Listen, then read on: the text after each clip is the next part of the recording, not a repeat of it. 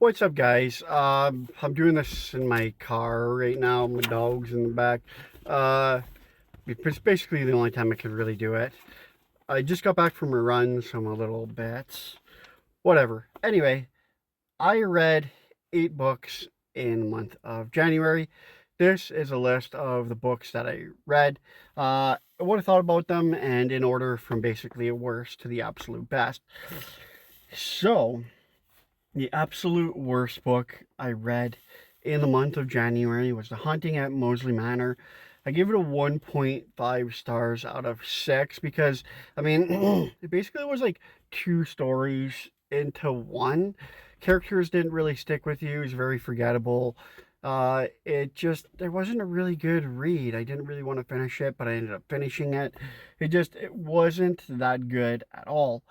Uh, Next book on the list, but my second worst book is Dead Silence. I give it a 1.75 stars out of 6. This book is. That's my dog's bum. This book was kind of not really that great. I mean, it was very slow moving. It was very slow moving. It was basically like up in space. These people come on across this like abandoned spaceship. It's supposed to be like a cruise ship in space. Um, Basically, it's like a haunted house book, but it takes place on a ship in space. They start hearing voices, they start seeing things, dead bodies, all that stuff. It really was just really boring, and I don't know. I thought it would be better than that, but it was just a really boring read, that's all. So the next worst one on my list is The Antique Hunter's Guide to Murder. This is 2 stars out of 6. This book, again, I mean, I read the whole thing, but it was very predictable. It was a very predictable book. It was a little long. It wasn't long in the like page wise. I think it was like 385 or something like that. So it just felt really long. Like it just dragged on forever. And it was just like and it's very repetitive. Like it kept repeating itself. It was just really not good. The next one is Jack Reacher Killing Floor.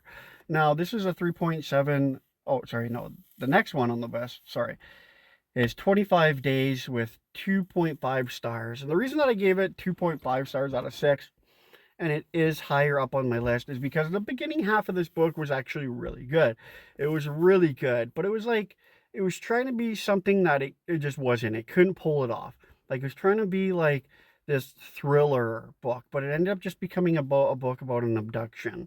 It wasn't really scary. It was just like, oh, I get it already. Like, you're trying to be something, but you really can't pull it off. Like, he really couldn't pull it off. It was just really not a good book. 25 Days. Really disappointing, too. Really disappointing, that one. The next book on the list is now uh, Jack Reacher Killing Floor. Now, Killing Floor is the first book in the Jack Reacher series. Unfortunately, I watched the first season of Jack Reacher, and this book was identical to the first season. Like, if you watched the first season, you read the book. Like, it literally was identical. Like, nothing different about it, nothing changed about it. It was like the writers of the Jack Reacher TV show just read the book and were like, there's our script. Like, it was like identical for it, so it kind of really took me out of it, but it was still a really good book, or a pretty good book. I gave it 3.75 stars out of 6. The next one on the book is Silent Night, Deadly Night. This book was based on the 1984 motion picture, which is one of my favorite like Christmas movies of all time. The book was really good. I gave it a 4.75 stars. I gave it that much just because the book really it really had stuff in the book that didn't need to be. Like, we didn't really need to know the life story of the teenagers that were having sex at the orphanage. We didn't really need to know the life story of the cop that found the 2 kids. We really didn't need a ton of information that they gave us. It was a little too much, and the story became more about the nun, Mother Superior, than really anything. It really wasn't expected. Still a really great book, though. But yeah, I give it 4.75 stars out of 6.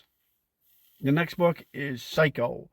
This I gave 5 stars because it was really good. And the thing about this one was it was really different from the movie. Short book, only 175 pages. I finished it in one sitting. It was a really easy read, really quick, really easy read. I really like how they did it. It was really kind of different from the movie. I was expecting to be similar or a lot the same, but it was done differently than the movie, and I really liked it for that. I really liked how it it kind of really went through like more of what the sister and the brother or sister and the fiance kind of went through in that. So that was a really, really great book. The best book of January with perfect 6 stars was the Time Hop Coffee Shop. I absolutely love this book. This book literally became my favorite book. This is literally my favorite book right now. It's Time Hop Coffee Shop with 6 stars. Super, super good. It was about this once famous actress named Greta, who her and her family started in these coffee commercials. Basically, they became really well known. She fell into hard times now. Basically, she ends up coming upon this coffee shop, and she drinks this magical coffee that transports her into like a whole different life. And essentially, she ends up having to choose from that life or her real life.